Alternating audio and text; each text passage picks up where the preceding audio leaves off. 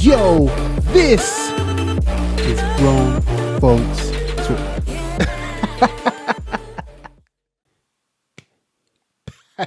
I don't know. I don't know what. I don't have an intro, bro. Take one. Mr. Myles Smiley, how you doing, bro? How you doing, man? Yeah, I'm good, Amzi. I'm good. Good. It's Friday. Yeah.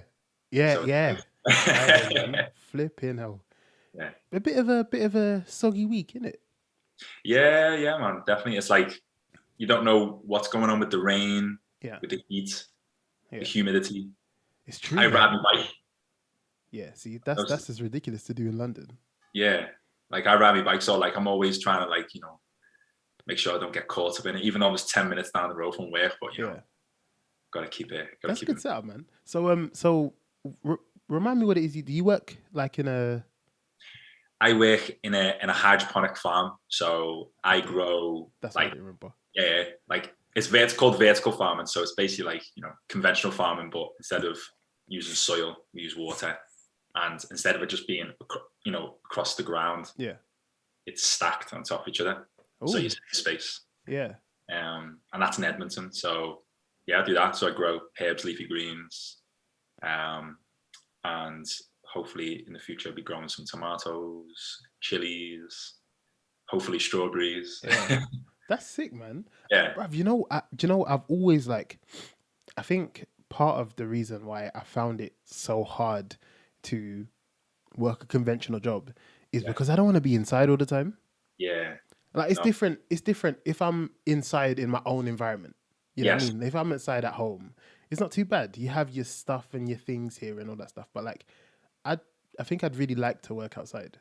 Yeah, no, definitely. I mean, but the thing is with me, it's like I'm in because it's all indoors, so I'm getting sort of a semi-outdoor feeling because it's like working with plants, so it's like plants and water, so you've got that sort of the humidity and sort of that sort of synthetic outdoor feeling indoors kind of thing. You say if it's like winter time, it's cold outside, I'm all right because it's like 23 degrees for the next 7 hours, working in a farm, and so it's kind of nice. And then you go outside and you realize, bloody hell, it's freezing or it's hotter outside because it's all controlled, you see. So that's dope, man. It's a microclimate. Yeah. How does one find a job like that? Do you know what? It's timing. So for me, so my background obviously is music, and outside of music, professionally in adult world, the adult world, I was working in I've done work many jobs, but it's mainly office based, and I realized a few years ago that I was I don't want to work in an office anymore. I want to be more outdoors or be more practical because I make music. It's practical. I want to do something that's practical based and something that's I feel good after it. I feel like I'm making a difference or I'm contributing to something. So I started volunteering when I used to live in Manchester a few years ago in a community garden, and they were just speaking to me and said, "Oh, can you help us grow some microgreens?" And I'm like, "What are microgreens?" Didn't have a clue what it was. And where we were in Manchester, we're just outside of the city centre in an area called Hume. So they pointed up, and there's this big tower called Beetham Tower. It's like the biggest building in Manchester. And they said, "See up there? See that's the Hilton. There's some restaurants in there. Yeah, we're growing stuff here in the farm, microgreens to be selling to them." And I was like, "Whoa, sick!" So they would giving me trials of these microgreens, and I'd never really tasted anything that's a leaf. I've always tasted fruit and veg, your lettuces and cucumbers and stuff, but never tasted a leaf that tastes like lemon or a leaf that tastes like pepper or something. It was weird. It was just completely new to me. So got involved with that. Done that for a few weeks, and then when I moved to London, I got involved with the National Trust and done a little bit of volunteering there. Not too many hours. It was just something to do really. Yeah. Got me out of the house, and because I was new to London, got me to to meet other people and new surroundings. Yeah. But then with that, because I had that experience, I managed to find a job where I'm working at the moment at Infarm, and luckily it was in London, and it was a startup company. So I applied, had a few interviews, and then had like a trial day, and then ended up getting a job, man. It was like, you know, I haven't looked back. It's just been like growing since. That's so sick, man. Yeah, but it's big. It's a new industry, though, man. I mean, well, it's not a new industry. It's, I mean, you know, hydroponics has been around for ages, a long time. But you know, it's the actual vertical farming side of things is a big thing, and it's a big push in, you know, in all countries. You know, people are, you know, governments are trying to, you know, not stop traditional agriculture, but you know, if you're living in a city and you buy lettuce, there's no reason why the lettuce can't be grown in the city. Yeah. Why does the lettuce have to come from another part of the UK? That's true, man. Another part of the world, when it can be grown in the city and a few miles away. So, like, you know, I live just down the road from Edmonton, but then imagine you're living in your community and the lettuce that you're eating, the kale that you're eating, you know, the thyme that you're using, the rosemary that you're using is grown literally just down the road. Yeah. And you know, and it's one of them with what we grow. It's already, it's alive when you buy it because it's still got the roots. So it's not like we've grown it hydroponically, chopped it up and packaged it in plastic and sold it to you. Yeah. It's like that. It's in like, you know, it's like packaging that's biodegradable. It's got little roots that come down. You can put it in water, and it lasts for maybe a week or 2 weeks, depending on how good you take care of it, because you've got to give it water and you've got to give it some sunlight. But a lot of the produce that you'll buy and use will last, you know, for a few weeks or maybe a week, depending on how much you use and how good you are taking care of it. But that's sick, man. I mean, like, I'm a huge meat eater, right? Yeah. But like, I think especially like with like learning about how like food is made, and not just like, you know, stuff like, I don't know, like crisps or some things like that, right? But like just like how things are factory farmed, you know, like the idea of like, you know, producing cows and stuff like that with the sole purpose of like creating meat or creating beef, you know, like that whole industry. And obviously it's to feed like, you know, millions and millions of people. But I think there's a real, I don't know what the word is. Maybe like, I think maybe people want there to be a bit more of a push to have local stuff and smaller scale. Of course. You know what I mean? Like, there doesn't need to be, I mean, obviously you know, like financially, there does need to be a McDonald's in every corner, right? But like, in order to feed the masses, I think it's much more, it's better for you as a person, as like your health and things like that. But I think there is definitely a larger community of people who are like, yeah, I don't need to eat that meat that's come from Scotland. Yeah. You know what I mean? How long was it, like, how long has the animal been dead? Like, how long has it kind of taken this journey to get to my... traceability. It's like the traceability. Like, that's a big thing now. Like, you want to know. I mean, it's important to know that, though. Like, you know, I think, you know, we're so used to say that going to the shop, or for example, like, you know, you go to McDonald's, KFC, or even Tesco's, bro. Or Tesco, exactly. That's it. Like, you'll get the chicken from Tesco, and then you'll take it home and season it, cook it. But it's like, but you don't know what's going on, because there's all as well. Like, you don't know. It might say, oh yeah, it's British, you know what I mean? But that could mean anything. Do you know what I mean? And it doesn't mean that the animal or animals have been kept in a, you know, good condition. Do you know what I mean? Like, you know, I could talk, you know, forever about, like, you know, meat or this and that. Like, I mean, I'm a meat eater myself. Like, I mean, I used to be a flexitarian, I used to say myself, but I'm a meat eater. But I eat a lot of veg. What are the grounds of a flexitarian? I might have to adopt that. That's basically like eating. So in my definition is like, instead of eating meat, like, you know, I don't know, some people eat meat every day, I guess, or some people eat meat like 2 or 3, 4 times a week. For me, I was just doing it like eating meat like once every month or once every 2 months. Or having a full vegetarian diet around that / vegan diet, I could say. And that lasted for a while, and then I realized, man, it wasn't really for me. It's not. How long's like, a while? Almost a year, actually, almost a year. Right. So the beginning of lockdown, I started doing it. I swear. Yeah, and then like it just like I remember I went for like 2 months without eating meat. I was like, wow, like I've actually went 2 months without eating meat. I'm like, whoa. And I wasn't, you know, that feeling to have meat every day, it's just gone. And it's more or less the same now. Like I eat meat, but like I don't know, I can just go for days without eating it. It's just you know what it is. It's like sometimes when like you're working hard or like you know you might have worked out and it's like, and then your body knows what it wants. So you could be like, you know what, I want a bolognese, but I don't want corn bolognese. I want vegetable bolognese. I want beef bolognese. Like, you know, your body's craving them nutrients. Your body knows what it wants to get the job done. So it's like, well, you know, so I'll probably go for that, depending on, you know, how I'm feeling. But it won't be every day. I won't be like, oh man, I've got to have meat with this. I've got to have meat with that. Yeah. But I guess it's just becoming more accustomed to variety of different things, really. And I guess as you get older, like, you know, if you asked me the same question, like, you know, 10 years ago, I'd be like, what? Like I used to, I even though I eat meat, I don't eat pork. And that's a conscious decision for myself. Like, you know, growing up and like living different places and, you know, experience different things. I go, you know what? I don't eat it anymore. I have by mistake sometimes, but like, you know, I don't eat it. And then people say to me, oh man, how can you not eat bacon? It's just like, it's a mindset, man. It's like, you can reprogram yourself not to eat these things. You don't want it. Yeah.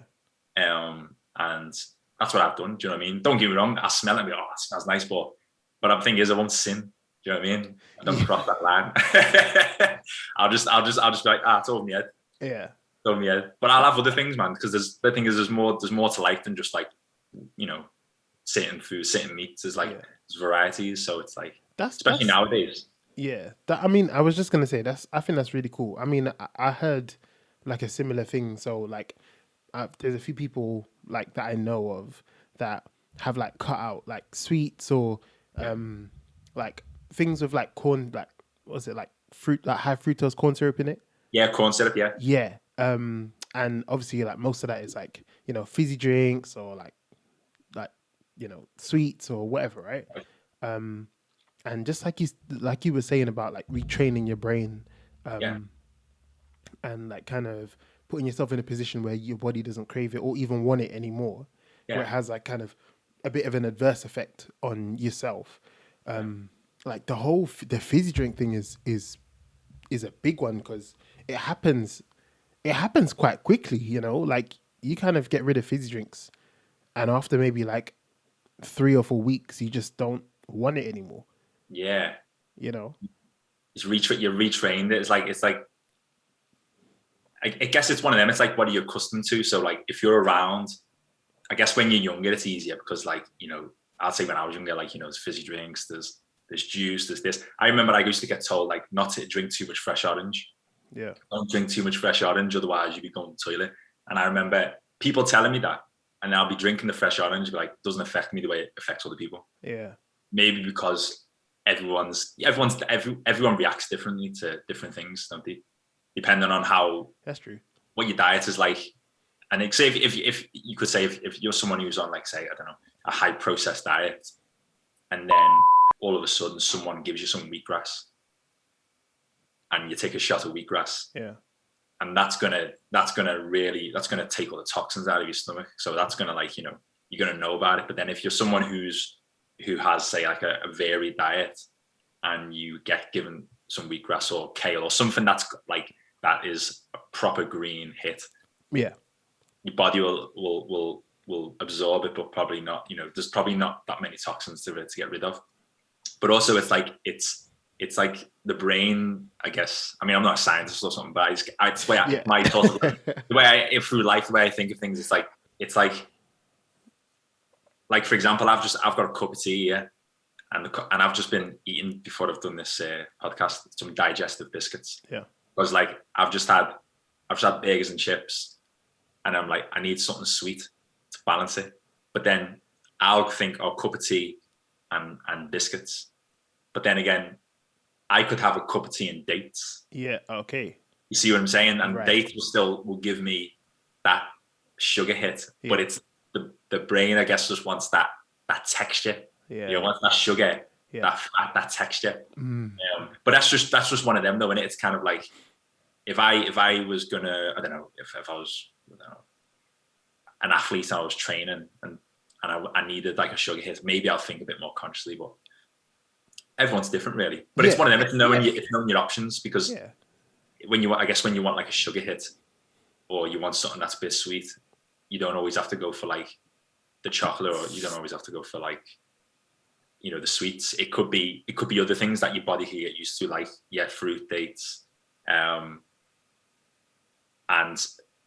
things like that, I guess. Yeah. It's just retraining. I guess just retraining. Yeah, retraining. I agree. Well, I mean, historically, fruits have been like what we kind of replaced with like donuts and stuff, isn't it? Yeah, like, I guess so. The access to fruits was luxury and treats. Yeah. You know? That's right. Yeah. Like bigger things like oranges or things like that. Like that. That's right. Yeah, like a sugar hit, because it's sugar, right? Yeah, of course. It's all like kind of natural sugars, but it's all processed in the same way, so it has like the similar hit. Yeah, exactly. Like you want, like for me, like, you know, if I go running, or if I go like I don't know, I've been on the bike for so long and like, you know, I'm thirsty, but then your body will want, like, you know, it's sugars to replace itself. And then some people can say, oh, I just want to have like a chocolate bar or something, but then I'll be like, oh man, I crave oranges or orange juice.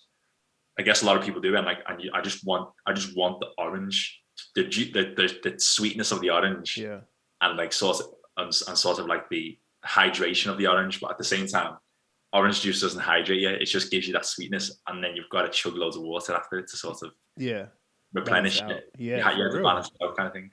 Yeah, I think that's dope, man. That's dope. I need to talk forever about that. Well, do you know what it is? It's just replacing the stuff. Like, I don't really crave sugar during the week, right? But on Friday, I'll crave like a milkshake or something like that. Yeah, you know what I mean? Like something like a just a fuckload of sugar. Yeah, you know what I mean? Like just because Friday's that kind of Friday and Sunday.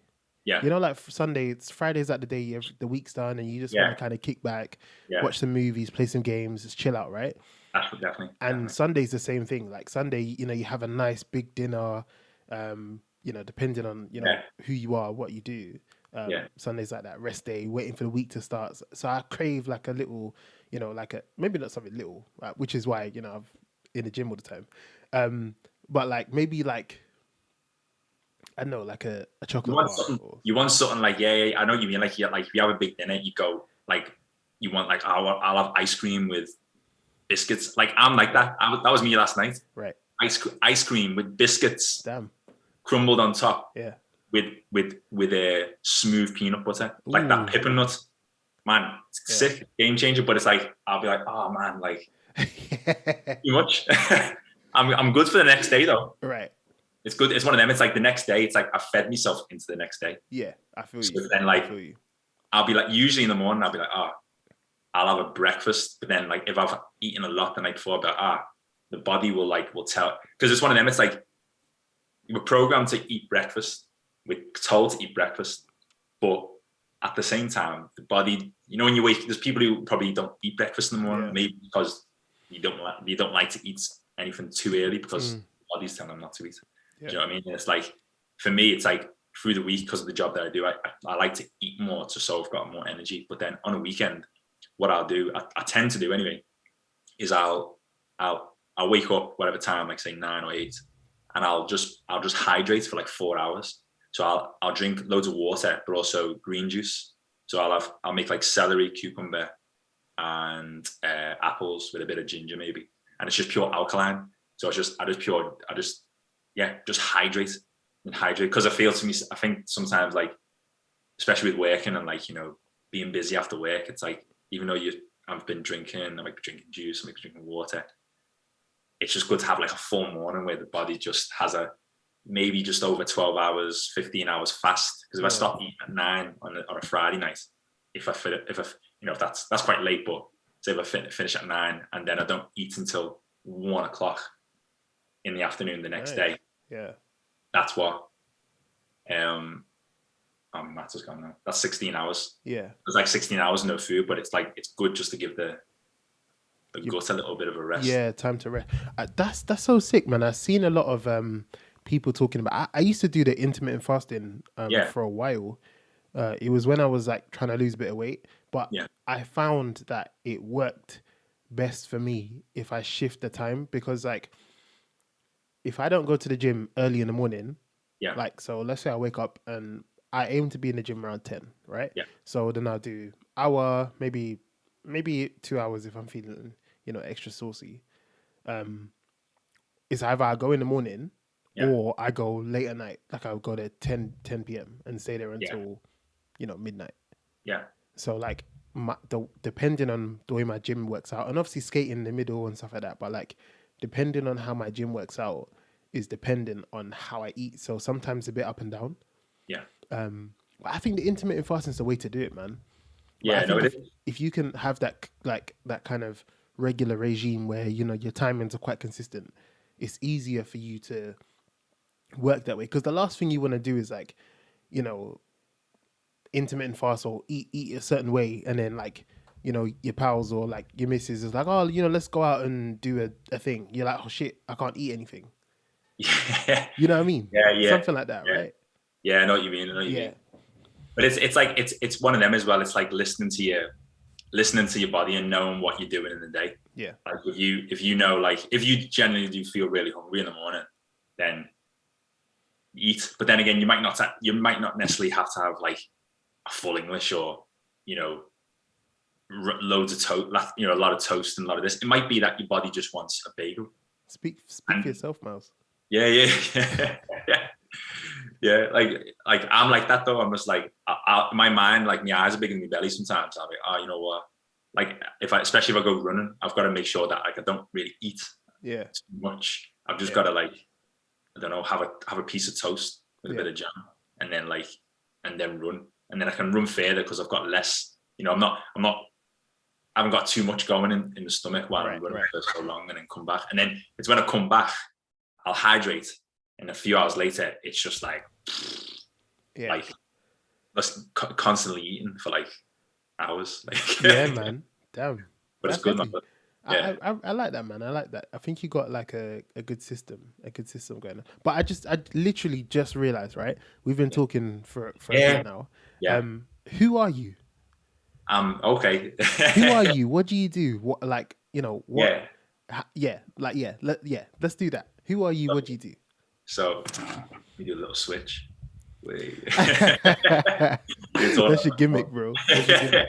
So I'm Myles Smyles, from Liverpool originally, but I've lived abroad in the Middle East, lived in Manchester, and I'm in London now. I'm a talkbox musician. So for anyone who doesn't know what talkbox is, it's someone who plays a keyboard. And instead of that keyboard sound coming out of a speaker, like a regular pianist or keyboard player would sound like, it goes through an amp, and the amp is connected to a tube, which goes into my mouth. And I talk through the tube by creating vowels. It's kind of like, when you've got a mobile phone and you play music, and like you might put the speaker at the end of your mouth and go, wow. It's like that sort of concept, but you're controlling the keys and the notes through playing on the keys. So I've got my talk box here. I don't want to go too scientific and that, like, but it kind of looks like this. And that little hole there is a speaker. So so if I was to play, maybe I might do a demonstration, but yeah, that's just the speaker. So if I'm to play any notes, you just get tones, like sounds coming out of that. Yeah. And that's a tube that then goes into my mouth, and then I'll just start. I'm not speaking. I'm basically just moving my mouth the way I would speak without. Right. So that's how you get like the talking sort of sound. Yeah. But what I will do is, obviously I'm going to link all your stuff below. So if anyone is very interested in what you're doing, watches this and is really interested in like the talkbox stuff, you can go and check Myles out. Go and watch his stuff. So literally, that is kind of like how we met, right? Yeah, that's right. Like I was putting some videos up on YouTube, not YouTube, sorry, Instagram. when I'd first moved to London, and then I was just putting them up and just like, getting a few views. And I remember you reached out to me. Yeah. And I was like, who's this? And then I remember looking at the videos. I was like, skating community. I was like, sick. I was like, I've not seen like, like any sort of skating videos. I don't think I'd seen any previously before. We spoke because it was in 2019 as well. Yeah. It was like I think it was like October or November 2019. Yeah. And I remember you said to me like, we should link up, and you're in Tottenham in the Sainsbury's, and I was like, okay, cool. I was like, I wasn't doing anything. I was like, I don't really know anyone, so I thought, yeah, cool, man, I'll come down. Yeah.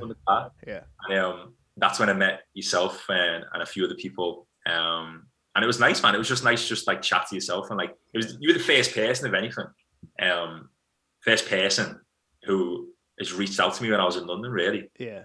So that's why I was made up. I was like, oh, cool, man. Like, it's just nice, and you're in Tottenham. I was living like Crouch End ways at the time. Right.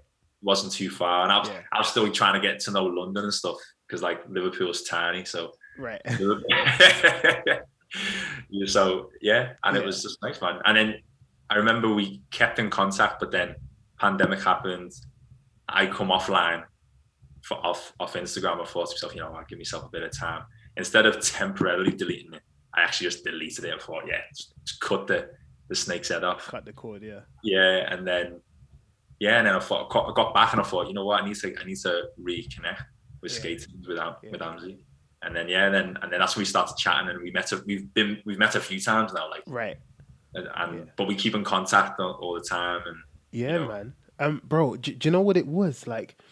I remember, it's so easy, especially like the way content is fed out, like, through Instagram and like algorithmically. Yeah. Like the way it's filtered to you is like dependent on what kind of things you watch, right? So you you search for stuff, and they're like, oh, this is the stuff that you want, right? So they're just kind of giving you that stuff, giving you the stuff that you want to watch, because the incentivization is for you to watch, right? So they want that, right, for you to watch stuff. And I remember going down this rabbit hole of like just kind of being interested in like music, but like different kind of sounds. I don't remember what I was searching for specifically. Oh yeah. But I remember obviously before I found yourself, like looking for like some of these like artists who were doing like some dope shit. Like, sometimes you just want to hear something dope. Something different, yeah. Like not like the kind of mainstream stuff, but like some underground stuff, and people who were like fighting to get a bit of audience, right? Yeah. And I stumbled across do you know Chris Tone Kingfish?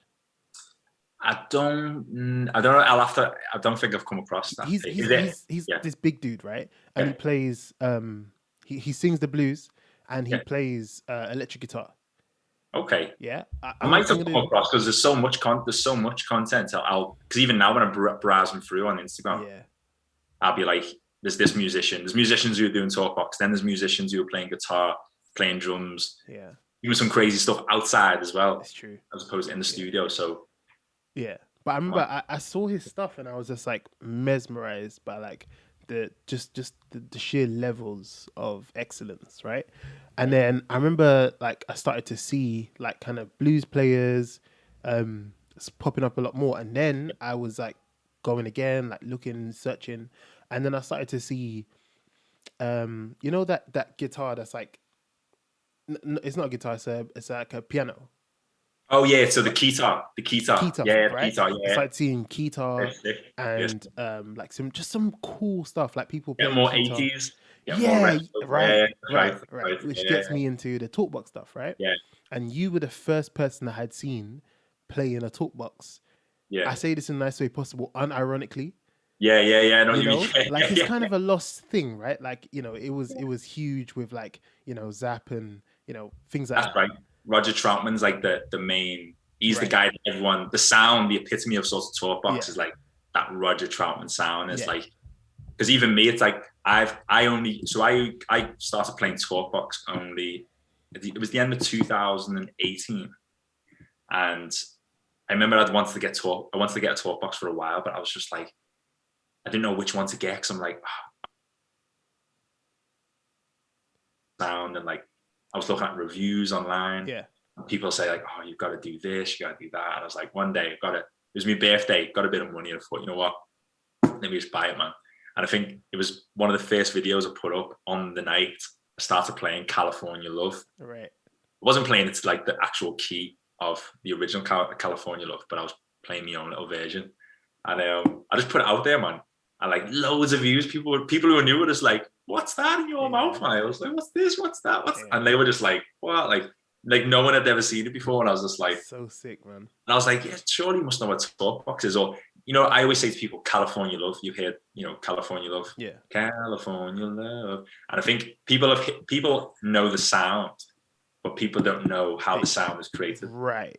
And that's the thing. And the other crazy thing as well, like since I've started like, you know, doing talk box and being on social media, it's crazy. I don't know if I said it to you last time, but it's crazy how small the talk box community actually is worldwide. Yeah. So I'm talking like famous people. Put it this way, so like I'll put a talk box video, and then I'll get Bosco. I've forgotten his second name now, but basically this guy's Bosco. He's the guy he's done stuff for like J. Cole, Dua Lipa. So you've heard the Dua Lipa tune with what's his name? I'm Levitating. Right. Levitating. Right. Yeah. And rings a bell. It's got the baby on it. So that Levitating tune has talkbox in it. Right. Very subtly. And you probably, when you listen to it, you can hear it. That's Bosco.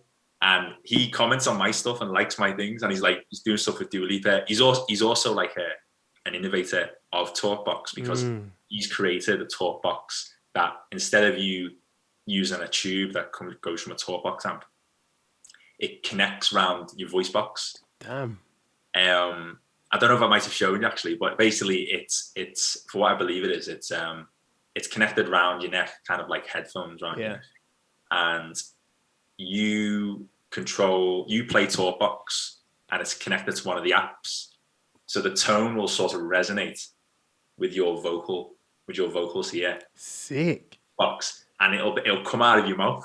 Yeah. So you can be like, so you don't have a tube in your mouth. You literally will have the sound coming out of your vocal cords, out of your mouth, as you're playing the keyboard, or you're playing the app on your phone. Yeah.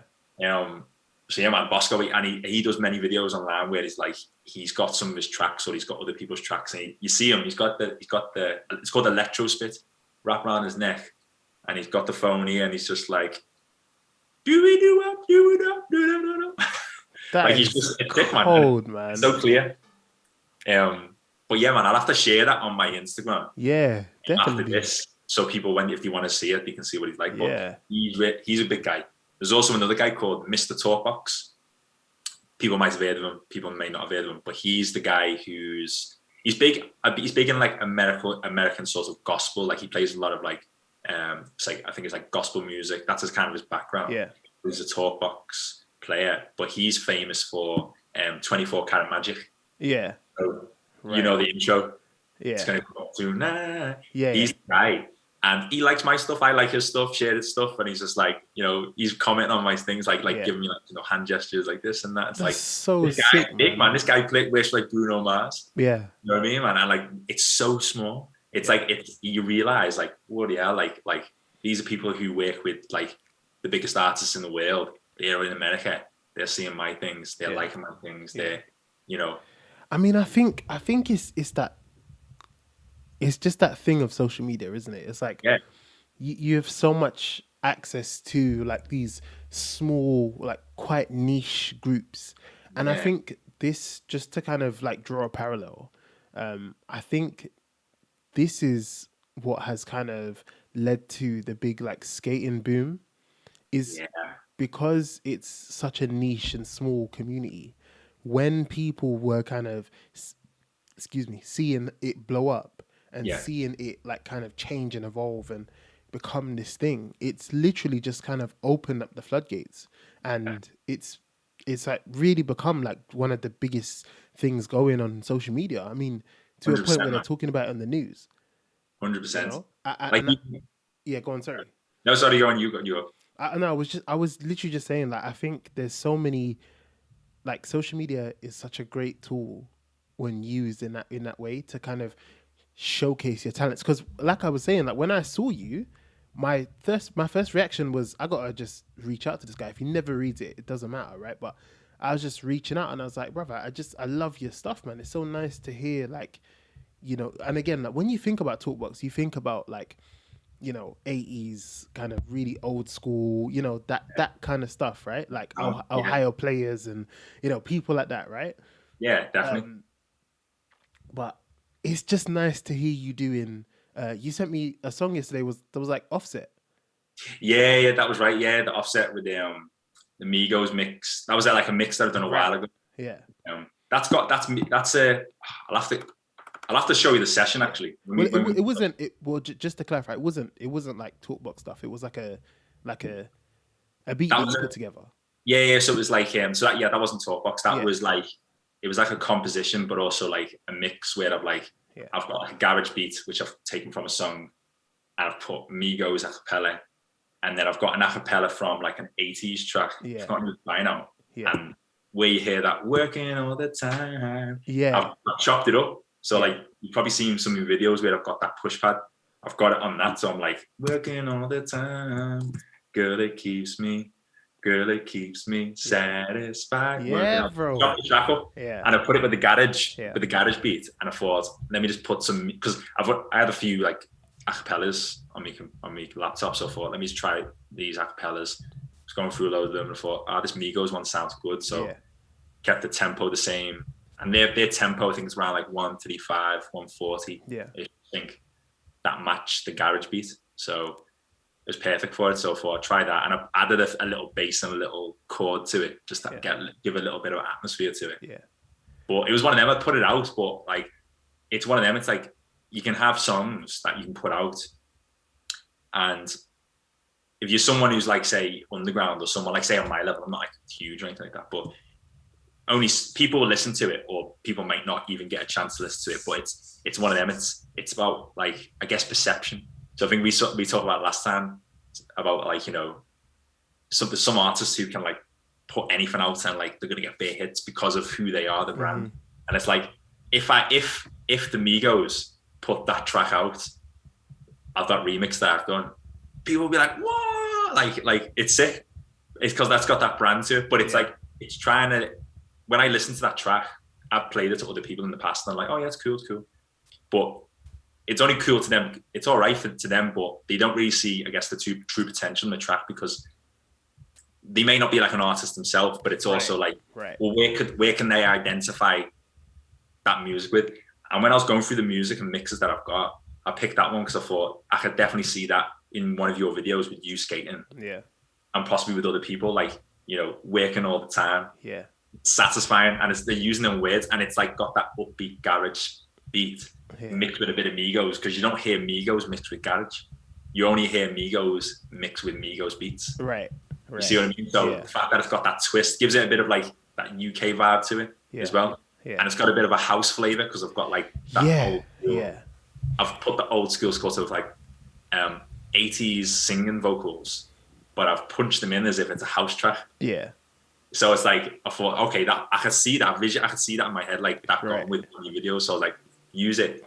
And I've got other tunes as well, but it's all about, I guess, the visualization of where can this tune be visualized in like a moving image. You see what I mean? And it's only, I guess, when people see the moving image and the song, it brings the song to life as well as the video. Yeah.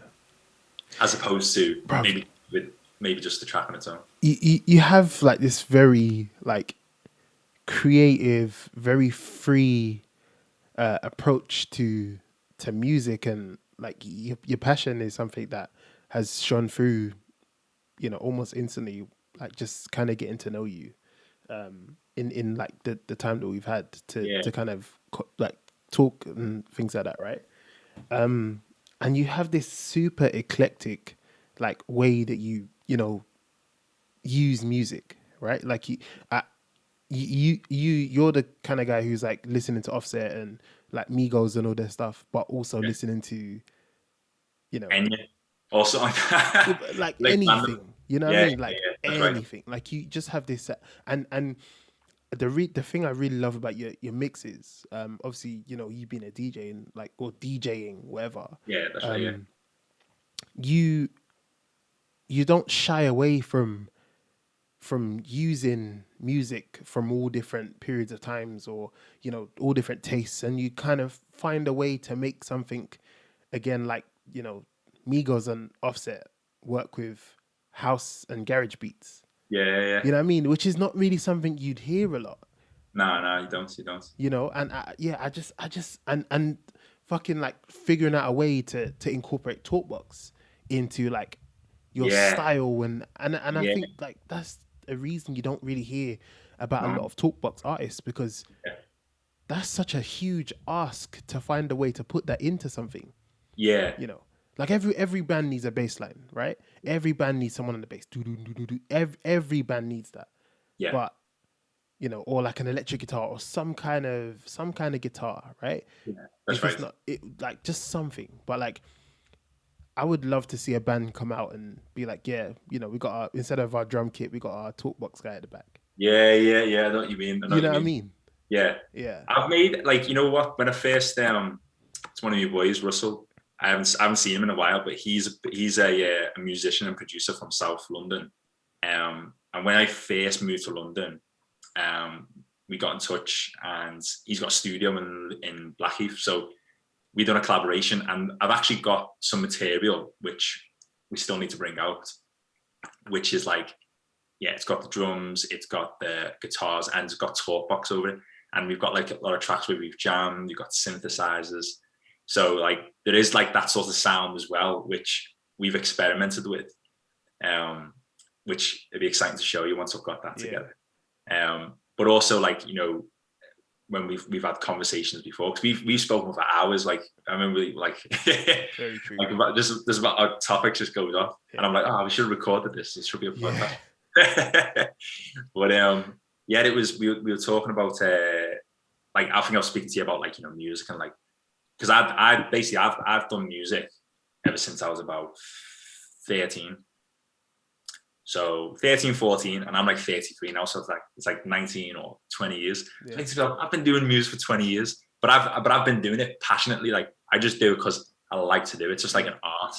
But because of that, I don't know how to say it. Like, I've always wanted to, like, you know, go into a career in it.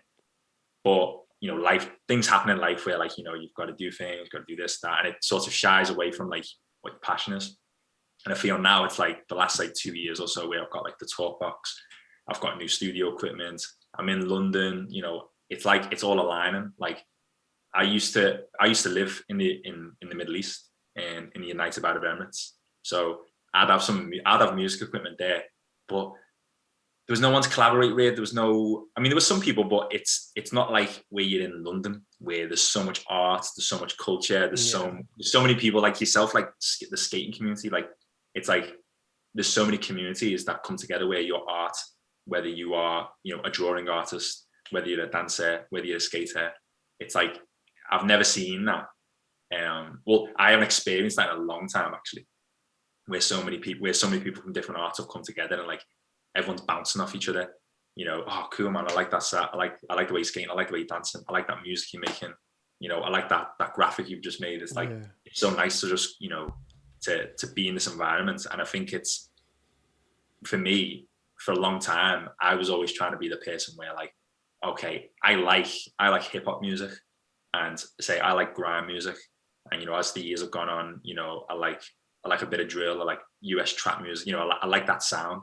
It's like, that's what I like, so therefore I try to sort of emulate them sounds, because to me, I'm like, I create music, surely I can create really good music that I like to listen to. But then when I'm making this music, I'm making my own version of it. And then when I'm playing it, to say, like, I might play it to my brother, and I'd be like, what do you think of this? My brother's into music, and he'd be like, nah, lad, it needs to sound like this. And he'll play like a commercial track or something.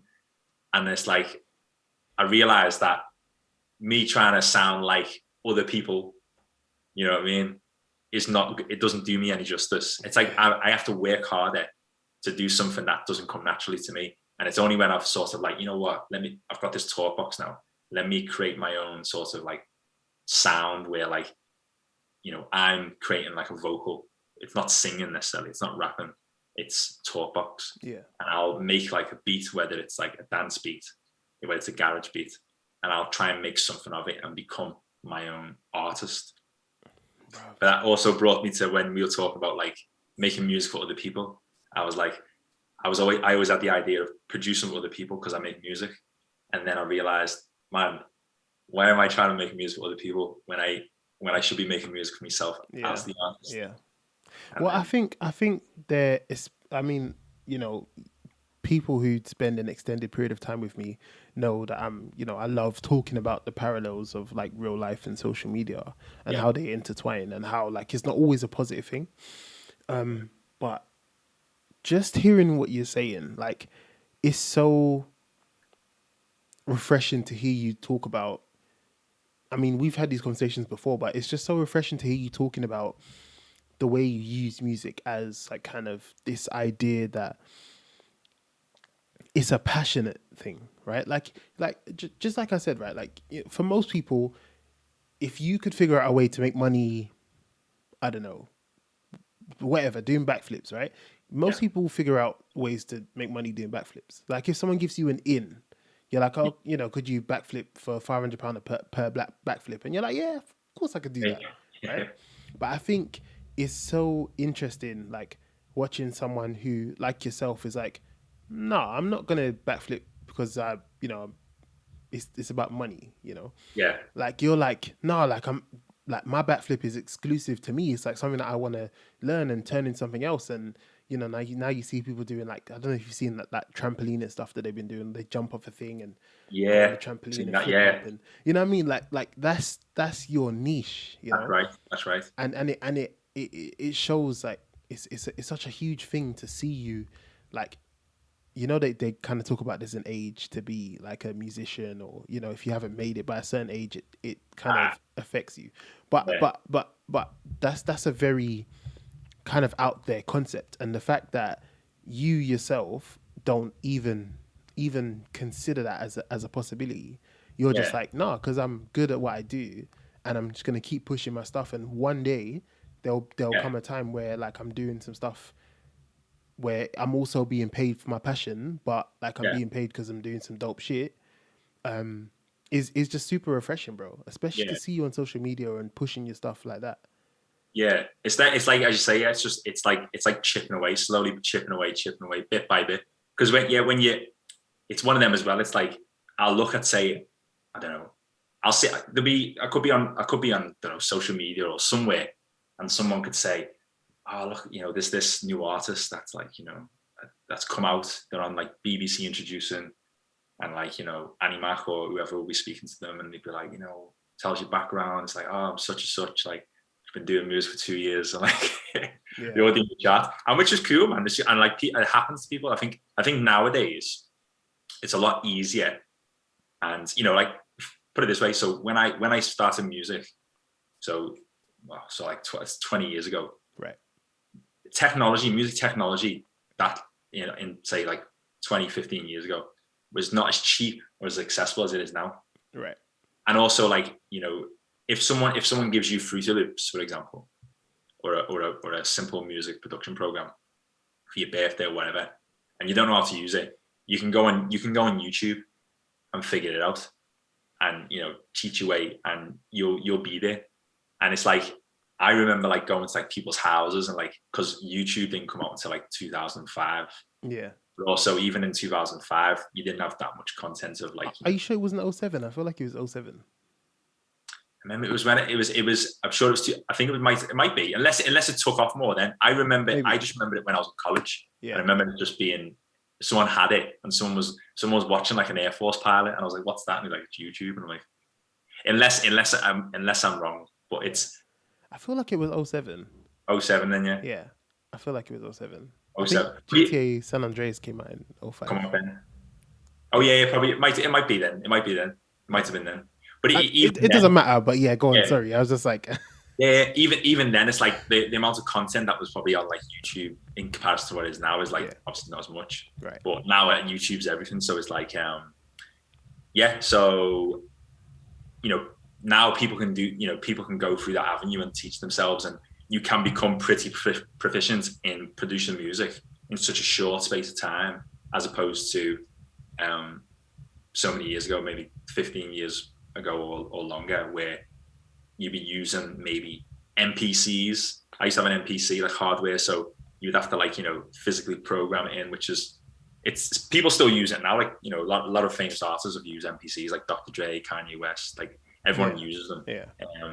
And they're just an analog, or a digital actually, analog. A simple way of just like producing music. But it's more time consuming, but at that same time there's a lot more fun that's put involved, because it's a tangible machine. It's not like you're not just clicking and clicking the sort of like drum pad on the program and just watching the beats go by.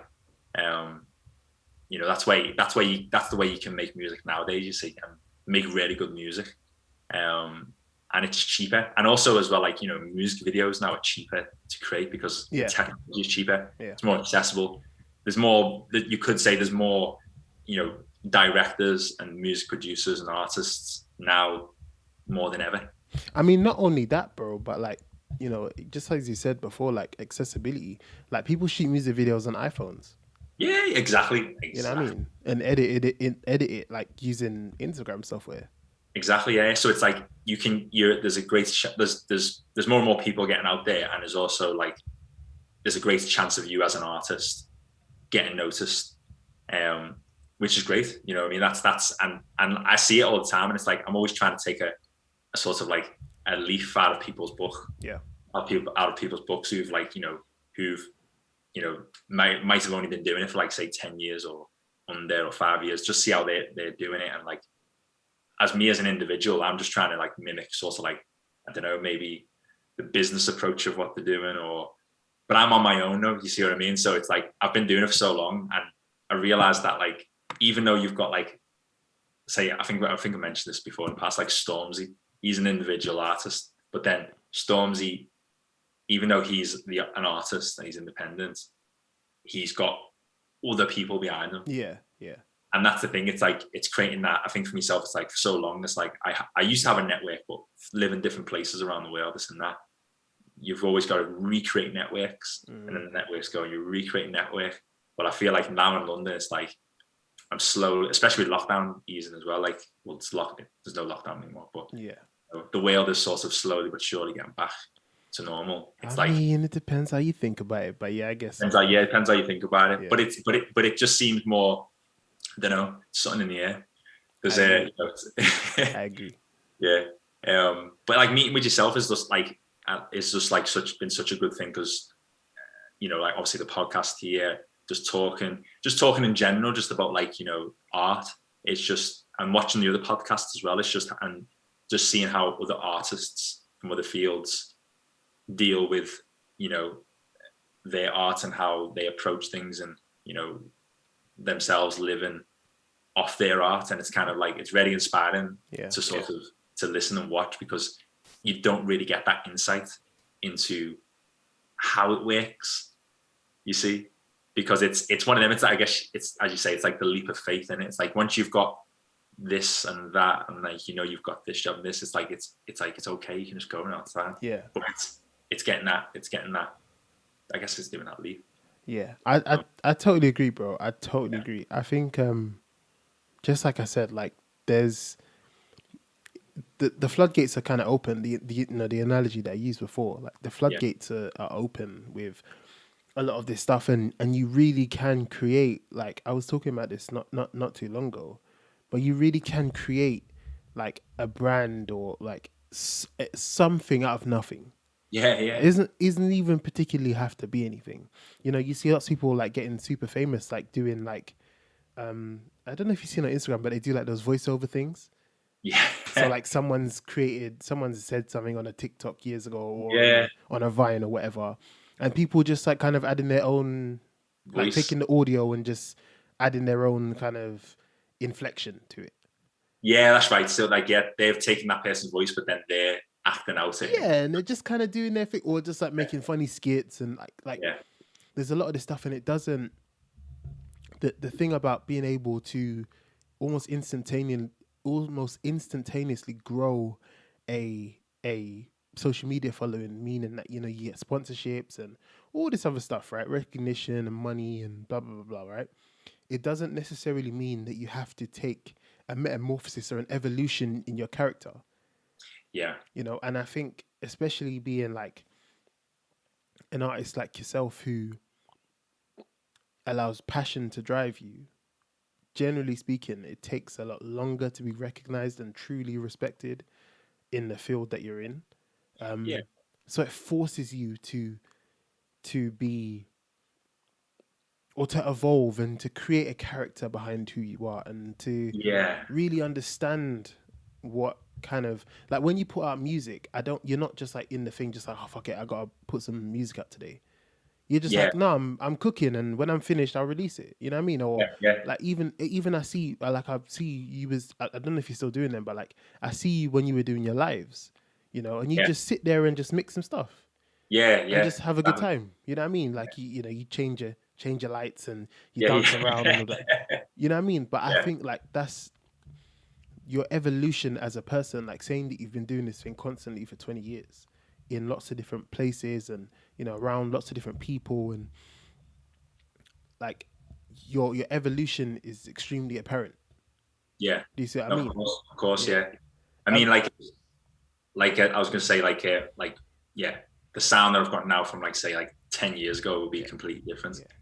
But it's like now it's sort of getting to the point where it's like, right, I sort of know where I'm going with the sound. Now it's kind of like, how do I get it out there through like, I don't know, social media or Spotify or Apple Music. Yeah.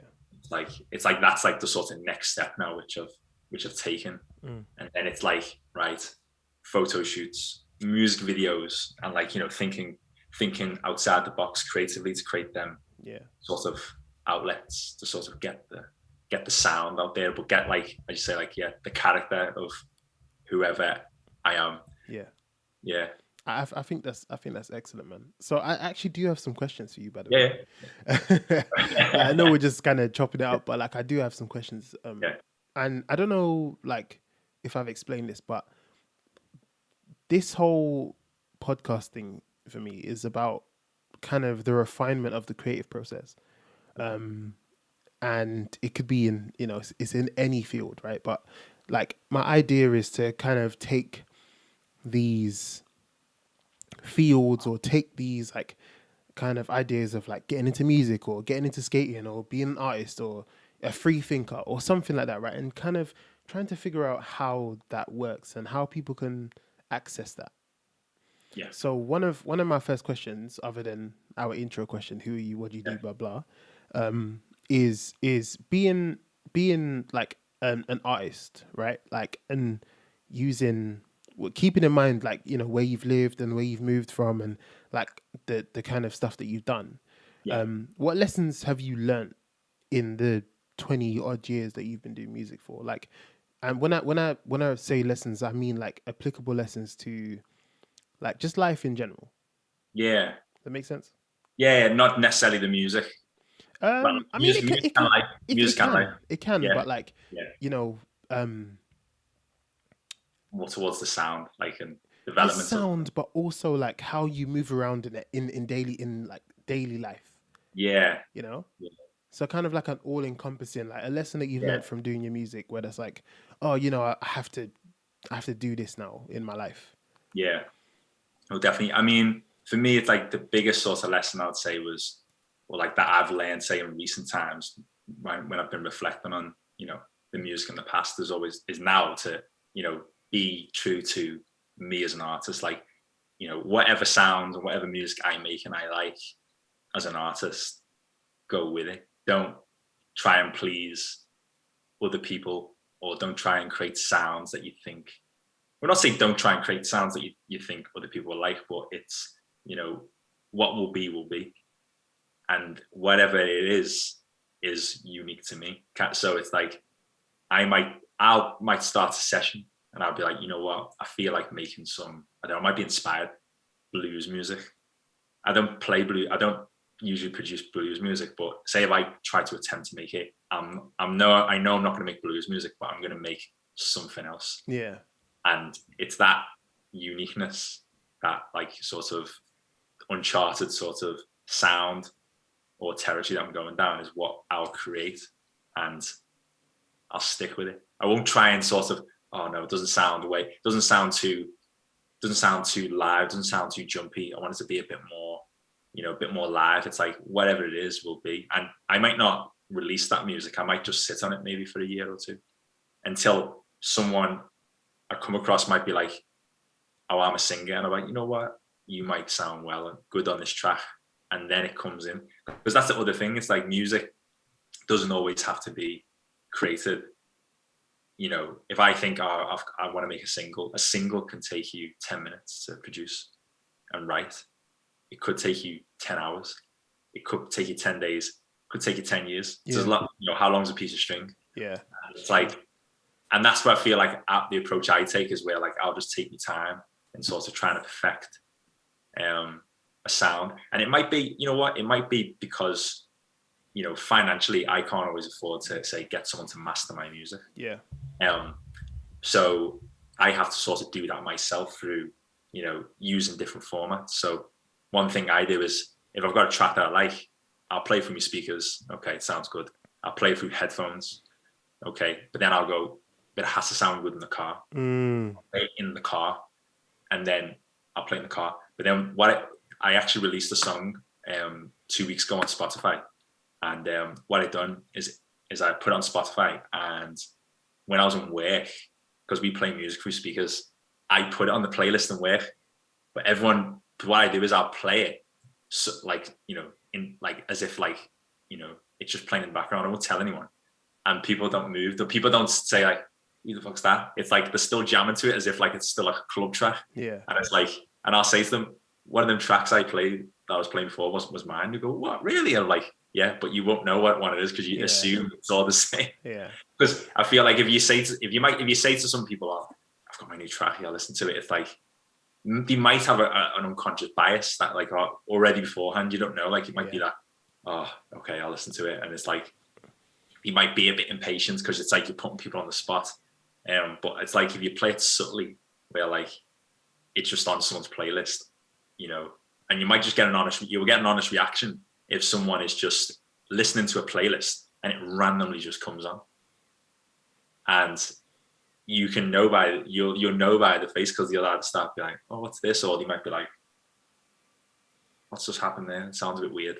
And then that's kind of like an honest sort of gauge of what people think. But totally. Regardless of what people think, whether it's good or whether it's bad, it is what it is. And, if I like it and I really like it, I'll put it out there. And there's always people who will like certain music of mine, the people who might not like it, but then there's always a group of people somewhere in the world that will like the music. Because sometimes I'll listen to my music and I'll be like, it's missing something. And I'll go, you know what, just put it out there. So there'll be someone who like it. And I'm only saying it's missing something because I'm trying to like, please maybe other potential artists or other people who will be viewing it thinking, got a bit more bass to it though. And it's like, no, if it doesn't sound like it can have bass, it doesn't need to have bass. It is what it is. Yeah, I think that's something that is really interesting now, especially in like changing marketing tactics. And no one really has like, I don't know, I don't know if people really have marketing tactics per se, right? But like, especially with marketing using social media, like it's so interesting because we forget that we're not just playing to people in London. Yeah. You know what I mean? We're not just our audience isn't just in London. Yeah. And it's not just people who are our age, or it's not just people who understand our language or whatever, right? Like, it's anybody and everybody. Yeah. Like I have people who follow me from America and people who follow me from, I don't know, South America or, Africa. You know what I mean? People who follow me from all over the world. And like having conversations with people who live somewhere else. They might see something that I do, and I'm like, oh yeah, but you know, it was old, and they're like, no, that was sick. You know what I mean? Like, and I think that speaks a lot to what you were saying. It's like, you know, someone will like it, but it's just about like, making it good for you, so you enjoy it. It's like what I think we were speaking about at that time when we were with Miko, and we were in the car park and we were talking. I was saying the same thing. I was like, you know, I'm making this music, and I presume, you know, my sort of target market that likes my music is like, you know, people my age, late 20s, you know, maybe like late teens, you know, who knows?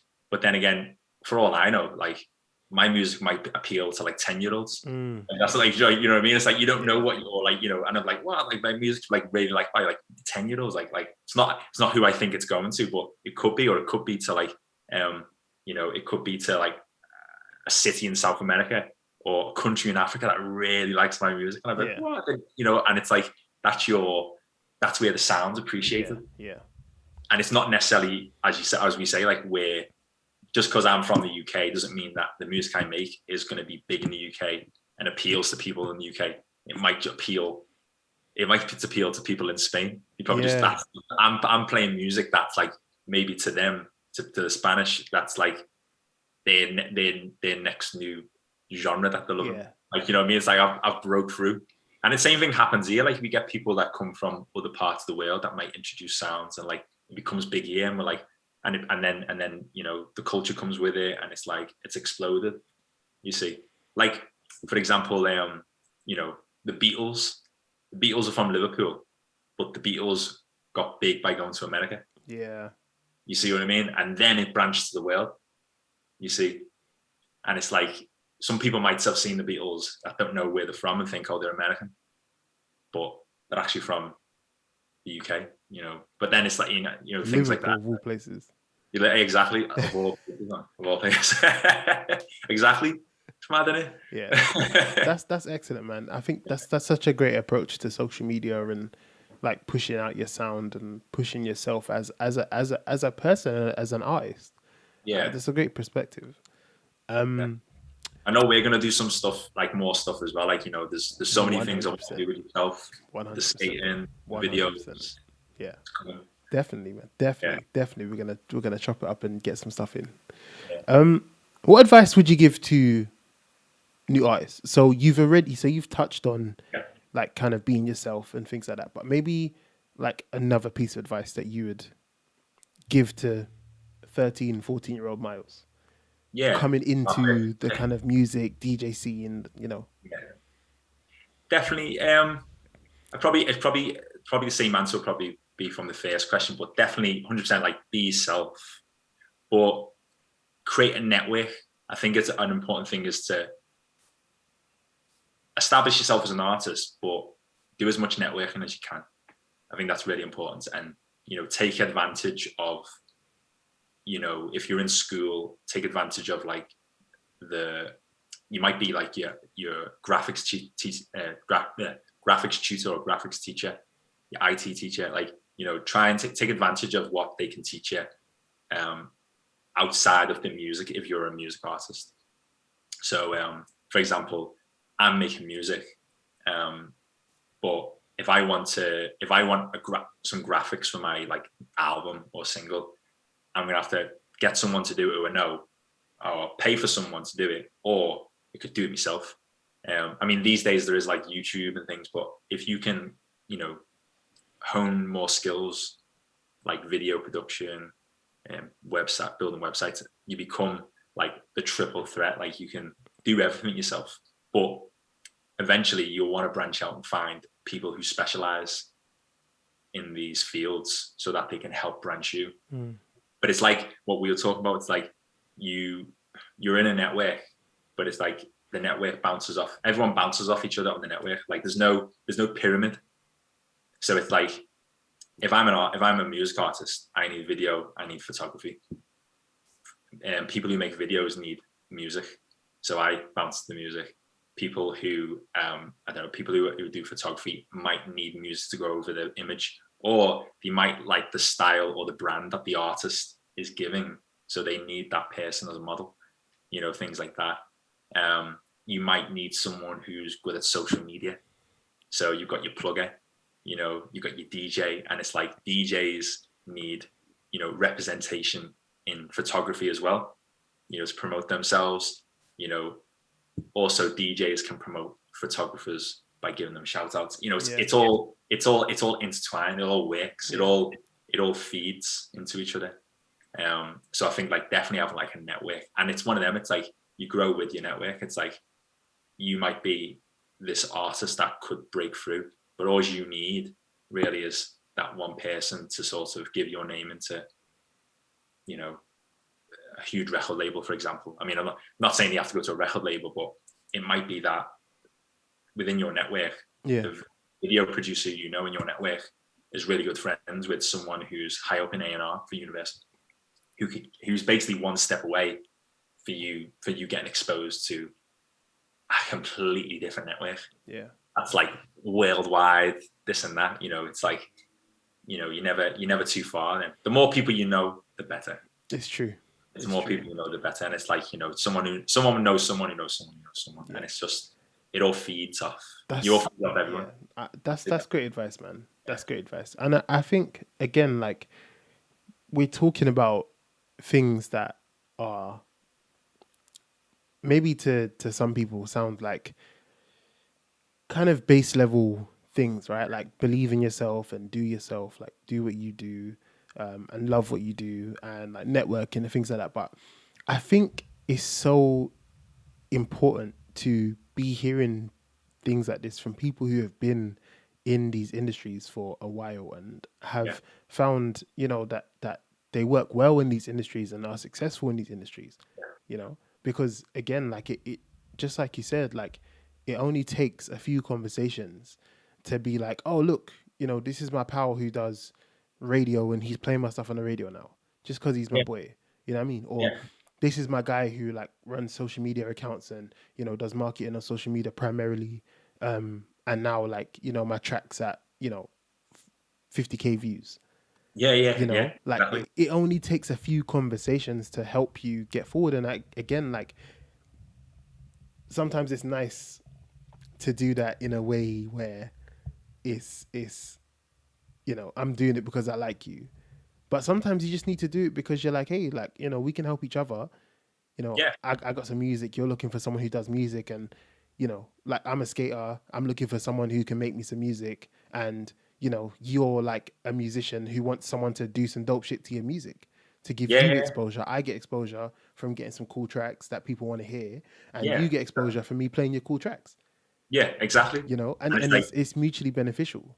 Yeah, it's a win-win, and it's win-win, and it's like it's just it's like that understanding where like it doesn't necessarily have to be like a monetary thing where like, oh yeah, it's going to cost you such to have you in. I mean, eventually things happen like that when people get bigger, or it might be that that's what they charge, but on a basic level, and even probably even on a professional level, it's like you've got big artists that we listen to and watch, and they could literally just not know each other or be in the same studio and be like, oh, I love your music, Tyler the Creator, like, oh, that would you? And he'd be like, and he would just go to you and he'd be like, let's do one then. And it's like, what? It's like, and then you're on the track.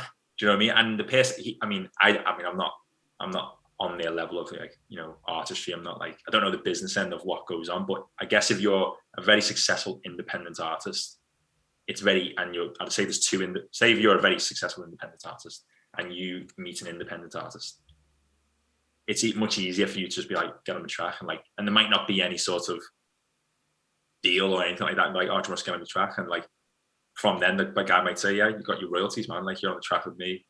There's 50% share to you, blah, blah, blah. Let's do it. Boom, boom, boom. Get your PRS. Yeah. 3 months later, you've got a few £1,000 or dollars, or who knows? Do you know what I mean? It could work like that. That's the thing, man. That's the thing. You never know. Like, we're talking about this now, but then who knows in a few months' time? Like, you could be in like one of the biggest music videos going. Do you know what I mean? And it's like, I could be like, one of the tracks that I create could be played on like Radio 1 or something like that. You don't know. It's true. Because it's all possible. Not impossible. Yeah. You got to be in it to win it. Yeah.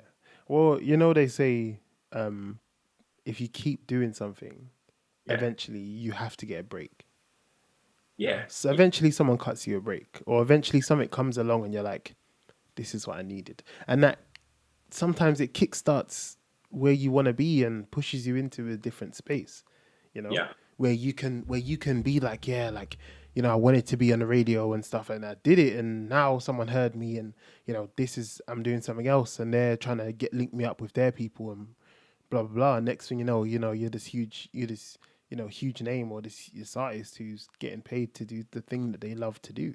Yeah, that's bad. It's just I think like it sounds kind of like a chance thing, like I'm just kind of rolling the dice until I get 6, right? Yeah.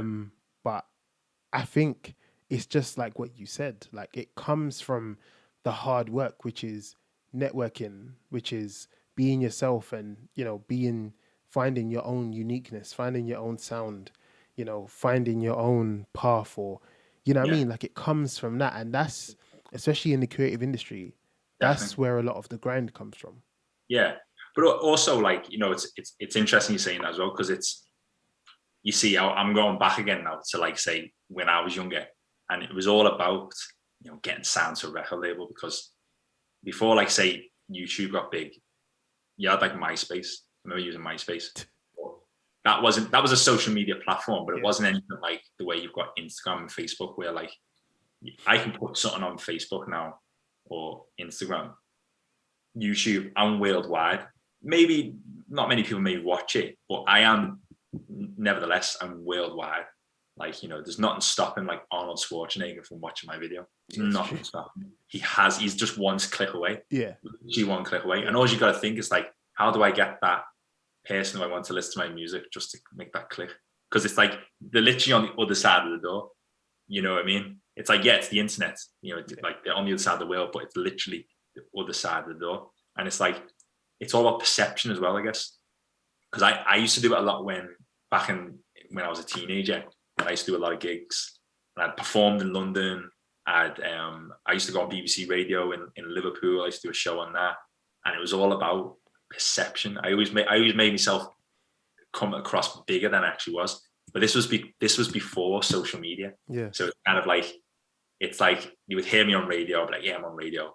You'll see me on like DJ in the club. Oh yeah, Myles in the club. And when I'd see people who knew me from school, they'd be like, oh yeah, Myles, like we heard you were smashing it. You're this big DJ. But I wasn't like a massive DJ. I was still living in my mum's. Yeah. Still living in my mum's, like, but doing music, but I'm doing it passionately, but I'm owning what I'm doing. I am DJing in the club and I'm loving it. But people think that because Myles is in the club DJing, he's playing stuff on radio, DJing, he's doing this, he's doing that. People are just like, this guy's like doing what everyone else is doing who's big. But obviously I wasn't doing massive shows, but it was just the passion. But it's all about perception. But it's like nowadays, if you've got a song, an album, whatever, you put on Spotify, it's easy to do. If you get a photographer, get some really good shots, got an album cover, you got a single cover, get some effects on that with some graphics, get a music video, you're doing everything that the big artists are doing. Yeah. So you're basically there, and it's just, you just got to, it's plugging it, but it's also like, I am an artist, and then you can then say, right, I'm gonna get myself on a gig. It might not be like you're not playing like Wembley or anything like that, but it could be you're playing at a bar, but you're doing it. You know what I mean? And you're doing it probably at a comfortable level where like you're in control of it. You're speaking directly to the promoter. You're telling them what you want in your show. You're telling them how you want to be addressed. You're saying, these are my graphics. This is, you can do it all. And it's like, you're basically you're an artist. You're like, you're there. There's no sort of difference between, an artist doing small shows. I'm not saying small shows, but like doing shows, putting albums out, performing. Then like, the big artists like say Chris Brown and that, they're obviously doing it on a bigger level. Right. But you're still doing it. Yeah. You see, yeah. you're still doing it. And as long as you keep plugging away, I guess, because that's what I want to do eventually. Like, the next step for me is I've got music. I'm putting stuff out on Apple Music, putting stuff out on Spotify. I'm just getting that flowing now. The next stage is for me is like music videos and, getting some artwork out there. And then from there, I'll be like, okay, then now it's time to perform. Or I might perform first and then do a music video. Or, I don't want to be just like, I want to put like really clever artistic sorts of videos together. I don't want it to be like just me there. Like, it might not even be me in a video. Yeah. I want it to be like, very different. Yeah. But I want to speak to you about that another time. But, once I'm out there doing stuff like that, I'm there, aren't I? You know what I mean? I'm there, artist, I'm out and about, just like everyone else. That's excellent, man. Yeah. It's like, being bigger, thinking you're bigger than you actually are. Like, you own it, you're taking it with you. You're like, I'm an artist, I am doing this. And it's like, once you start talking like that and have that confidence, people will take you more seriously. I agree. And like, okay, yeah, that's fine. Yeah, man, you're doing it. As opposed to, I've got a music video. Like, yeah, man, I've got a video, man, I've got this, look, boom, boom, boom. And people, you probably won't even have to do it. You've probably got people who are probably sharing it. Check this video. Because the video will speak for itself. Yeah. People will see the video and go, oh, who's this? Who's this video? What's going on here? Blah, blah, blah. Who's this? And then just have the little name at the bottom. Yeah. It's there. Excellent, bro. Myles, I could talk to you all night long. But yeah, I'm gonna we're gonna cut it off. But we're definitely gonna do this again. Definitely. And we've got some other things that we can talk about. But we're definitely gonna do this again. Hopefully after we've done like some projects and stuff together. Definitely, man. But yeah, bro, it's been amazing talking to you. Always has been, always will be. You never failed to surprise me and tell me some stuff that I really need to learn and need to know. So I appreciate you there, bro. Sure, man. The last thing, plug yourself. What's your socials? What's your Spotify links and all that stuff? I'm gonna put it all below anyway. So Instagram. I've only got Instagram. I've got YouTube. I don't have Facebook. I've got Spotify. So Instagram is Myles Smyles1. So that's MYLES SMYLES 1. And YouTube is Myles Smyles. And if you go on Spotify, it's Myles Smyles. If you go on Apple Music, Myles Smyles. Amazon. I think I'm on TikTok as well. You can catch me. You can play my music on TikTok as well. So you can have videos, play music on TikTok. Nice, bro. But there's loads, So I'll give you the links and you can. Sick. Yeah. I've got one song out at the moment, but I've got many more. 100%. Yeah, but I think it'd be so great. I wish you kept some like lots of those videos that you kind of had on your older account. That you could have just kind of thrown onto your new one. I've actually saved some. Actually, I have on the laptop somewhere. I'll try and fish them out. Put it out, bro. Put it out, man. People need to see your stuff. Yeah, I'll definitely have to do that. Wicked, bro. Yeah, I think I've got them somewhere. Actually, yeah. Do that. Yeah. I look a little younger as well, so it's good. Don't know I've got my beard, but I will do. Wicked, bro. All right, bro. We're gonna call it an end there, my people. Thank you for listening. Hope you've managed to listen the whole way. It's been excellent talking to Myles. And Myles, I'll catch you soon, my bro. Yeah, safe, man. Have a good night. All right, peace. Peace.